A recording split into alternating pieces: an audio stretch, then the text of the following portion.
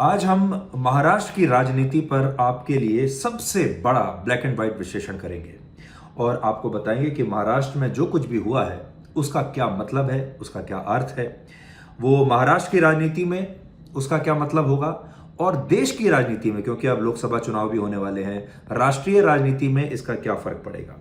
आपने ये तो देख ही लिया होगा कि महाराष्ट्र में अब डबल इंजन नहीं बल्कि ट्रिपल इंजन की सरकार होगी, जिसमें केंद्र भी है, राज्य की इकाई भी है और राज्य का विपक्ष भी शामिल है।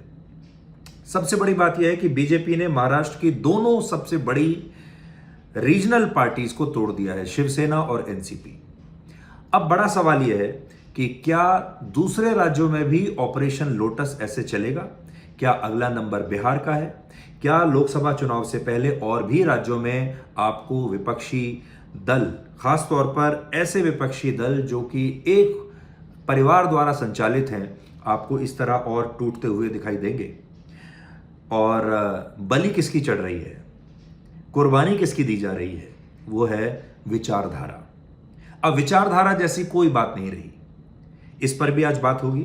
और साथ ही शरद पवार के बारे में भी आपको एक छोटा सा अपडेट देंगे। शरद पवार ने, ऐसा नहीं है कि उन्होंने अपने जीवन में दूसरों की पार्टियां नहीं तोड़ी, उन्होंने दूसरों की पार्टियां भी तोड़ी हैं और आज उनके साथ भी वही हो रहा है। तो ये जो कर्मा वाली कॉफी शॉप होती है, इसमें इंसान को अक्सर वही मिलता है जो उसने बोया होता है। महाराष्ट्र के बाद केदारनाथ पर हमारी सीरीज जारी रहेगी। आज आपसे सवाल यह होगा कि क्या केदारनाथ धाम और दूसरे मंदिरों में वीडियो बनाने पर और कैमरा ले जाने पर रोक लगा देनी चाहिए? और आपसे सीधा सवाल यह है कि आप में से कितने लोग ऐसे हैं जो अगर सरकार आपको मोबाइल फोन ले जाने से मना करे वहां, तो भी आप केदारनाथ, बद्रीनाथ और दूसरे इस तरह के मंदिरों में जाना चाहेंगे? ये एक बहस का विषय बन चुका है। हमें बड़ी खुशी है कि हमने एक मुद्दा आपके सामने रखा और वो मुद्दा अब पूरे देश में बहस का विषय बना हुआ है। और आखिर में एक और बहुत दिलचस्प खबर है।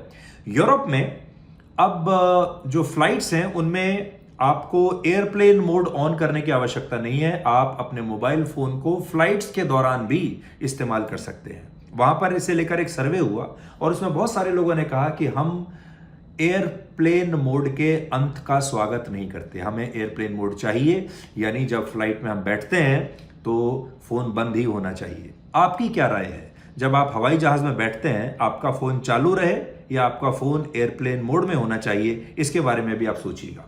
तो मिलते हैं आज रात 9 बजे ब्लैक एंड व्हाइट में आज तक पर।